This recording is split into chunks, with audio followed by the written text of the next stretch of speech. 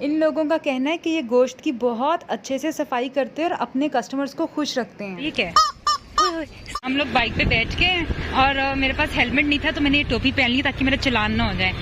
यार मैं उर्दू में कुछ भी बोलूँ ना तो जैसिका कहती है कि तुम गालियाँ क्यों दे रही हो। और मेरे जुल्फे जो है ना एक आदमी की आंखों में जा रहे हैं। 2 दफा उस बंदे ने छींक मारी है क्योंकि मेरे बाल उसकी नाक में गए हैं।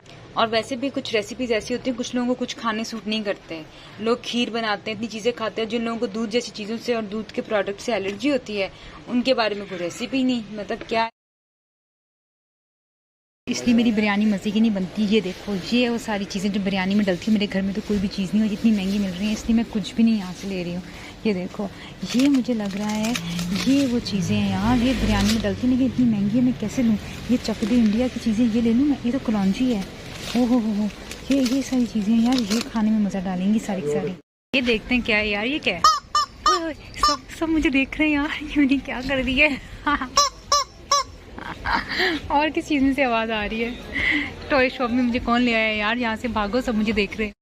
यार मैं उर्दू में कुछ भी बोलूँ ना तो जैसिका कहती है कि तुम गालियाँ क्यों दे रही हो।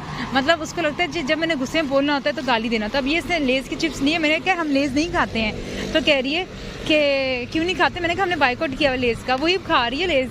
तो मैंने उर्दू में कहा यार मेरे पाँव में दर्द हो रही है, मुझे गाली क्यों दिया तुमने। यार मैं यहाँ पे बिल्कुल खड़ी होके जा रही हूँ बस पे, कोई मुझे आधी रात हो रही है यहाँ पे।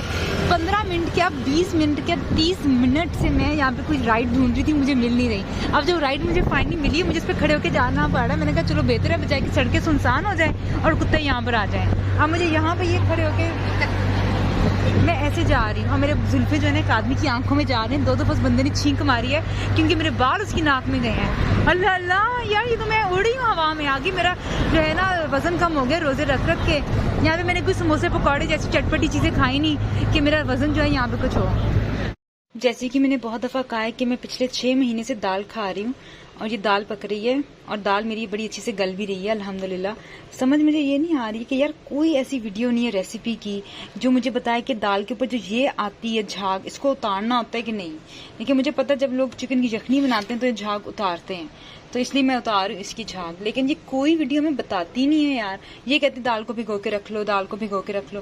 लेकिन यार रेसिपी में ये चीज़ें भी तो बताना जो कोई नहीं बताता। मैं तो इस चैनल के ना वो हूँ, यानी कि कोई मतलब मैं हाय ख्वाहिश करती हूँ कोई ऐसा चैनल हो जो A to Z सारी चीज़ें बताए। हर कोई बताता है चिकन कढ़ाई बनानी है तो कैसी बनानी है, फलानी चीज़ पकानी है तो कैसे पकानी है। ये भी बताना क्या चीज़ें हमें नहीं करनी चाहिए और क्या चीज़ें करनी चाहिए। अभी मुझे नहीं पता है, मैं इसकी न्यूट्रिएंट्स जो हूँ दाल के ज़ाया कर रही हूँ, ये वाइटामिन सुनी जो मैं फेंक रही हूँ, ये क्या चीज़ है। या ये दाल के ऊपर जो एक वो होती है केमिकल्स, ये वो चीज़ें जो मैं उतार रही हूँ, मुझे नहीं पता। लेकिन समंदर के ऊपर जो झाग होती है वो कहते हैं ना कि वो अच्छी नहीं होती, इसलिए मुझे ये लग रहा है समंदर की झाग, इसलिए मैं इसको उतार रही हूँ। बहरहाल यार लोगों को चाहिए गाइड करे अपने रेसिपीज़ के ऊपर। और वैसे भी कुछ रेसिपीज ऐसी होती हैं, कुछ लोगों को कुछ खाने सूट नहीं करते। लोग खीर बनाते हैं, इतनी चीज़ें खाते हैं। जिन लोगों को दूध जैसी चीज़ों से और दूध के प्रोडक्ट से एलर्जी होती है उनके बारे में कोई रेसिपी नहीं, मतलब क्या यार, उनकी भी तो कोई ज़िंदगी है, उन्होंने भी कुछ जीना होता है। बहरहाल यार सही है जो भी मैं बना रही हूँ, पक जाए यार। ये दाल खाते हुए मुझे अब तकरीबन 7वां महीना हो गया अल्हम्दुलिल्लाह। हम लोग बाइक पे बैठ के और मेरे पास हेलमेट नहीं था तो मैंने ये टोपी पहन ली ताकि मेरा चालान ना हो जाए। मगर बाइक पे बैठ के जो है ना, अब हम जा रहे, समझ नहीं आ रहा क्या करूं क्या ना करूं। और हमारे पास हेलमेट नहीं है तो यार हमारा चालान ना हो। मैं सोच रही हूँ कि ये अभी ना पहनूं, लेकिन ना कोई सार्जेंट नजर आएगा तो मैं सर पे पहनूंगी टोपी और उसको भी टोपी करा दूंगी मैं। मालूम नहीं ये कौन सी जगह थी, यहाँ पर आती मुझे इतने चक्कर आ रहे थे, इतने चक्कर आ रहे थे, ऐसा लग रहा था कि ज़मीन हिल रही है, कोई ज़लज़ला आ गया है, दुनिया कहाँ की कहाँ जा रही है, समंदर पाँव के नीचे है, सामने समंदर है। लेकिन ये कोई अजीबो-गरीब सी एंट्री थी एक आदमी के घर की, और ये बड़ी ही ज़बरदस्त किस्म की एंट्री थी, कोई राजा महाराजा नुमा आदमी था। इस घर के बाहर ये जो जगह है यहाँ पे कुत्ते का गोश्त मिल रहा था, और यहाँ पर जो जैसिका वो कह रही है सूअर का गोश्त है। लेकिन यहाँ पे लोग जो है ना तफरीक नहीं करते हैं, कुत्ते का गोश्त भी खा लेते हैं, सूअर का गोश्त भी खा लेते हैं। लेकिन ये लोग कहते हैं कि इनकी सफाई और सुथराई में जो है ना कोई कमी पेशी नहीं होती, कस्टमर को बड़ा अच्छा मैरिनेटेड किस्म का गोश्त निकाल के देते हैं। और कस्टमर्स इनके बहुत पुराने हैं और अरसे से इनके कस्टमर्स इनके पास आ रहे हैं। इन्होंने कहा कि ये पाकिस्तान के जो है ना, जैसे पाकिस्तान में 100 साल पुराना झीला होता था या उस्ताद जी के कबाब होते थे, उस तरह की इनकी रेपुटेशन यहाँ पर है। तो ये लोग यहाँ के बेस्ट तरीन लोग कहलाते हैं। बहरहाल इस जगह का हाल देखकर मैंने सोचा मैंने कुछ खाना खाना है सचमुच का। यहाँ पे खाना खाने आई हूँ तो ये हाल है, चिकन भी है और साथ में ये सूअर का गोश्त भी मिल रहा है। मैं जहाँ मुर्गी हो वहाँ आप इतने क्लोज जो जब रख देते हो ना सूअर, तो आपको पता होना चाहिए कि कौन सा खाना ऐसा है यार जो आप खा सकते हो नहीं खा सकते हो।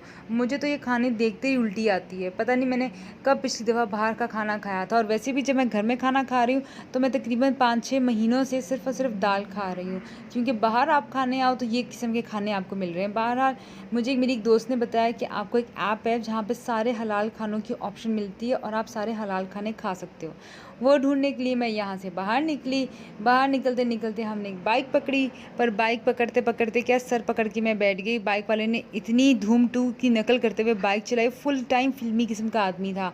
उसने पता नहीं इंडियन मूवीज़ कहाँ देखी हुई थी, क्या धूम टू के नज़ारे कराता कराता वो हवाओं में मुझे लेकर गया है। मैंने एक टोपी रख ली थी अपने पास ताकि जो है ना मुझे हेलमेट का चलान ना हो, लेकिन वो टोपी मेरी हवा में उड़ गई, बातें मेरी हवा में चली गई। लेकिन जगह और नज़ारे अच्छे थे, गर्मी बहुत थी और हवा जो बाइक पे आपको लगती है उससे आपका पसीना सूख जाता है, आपको बल्कि पसीना आता भी नहीं है। इसलिए मुझे ये बाइक राइड बहुत अच्छी लगी। और मैंने लोगों के घर देखे हैं और यहाँ पर जो दुकानें हैं मुझे लगता है जैसे हमारे यहाँ अंदरून लाहौर है या मुजंग जैसी जगह हैं, एग्जैक्टली वहाँ का जो है ना आर्किटेक्चर इधर के जैसा है। वहाँ भी वैसी दुकानें हैं, बड़ी बड़ी किराने की दुकानें, यहाँ पे भी बड़ी बड़ी किराने की दुकानें हैं, स्टोर रूम्स हैं और एक अपनाइत महसूस होती है मुजंग जैसी जगहों पे। यहाँ पे तो नहीं होती है, लेकिन वहाँ पर अपनाइत होती है कि वहाँ पर जगह हैं, चीज़ें सारी, जैसे अचार आपको मिल जाता है खाने को, राई मिल जाती है। यहाँ पे मैंने राई मांगी तो उन्होंने पता नहीं मुझे कौन से नशे के पौधे दे दिए।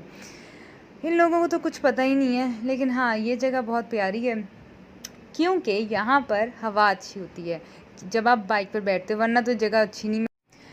यहाँ से 5 किलोमीटर के फासले के बाद हुमा की दादी का घर शुरू हो जाता है।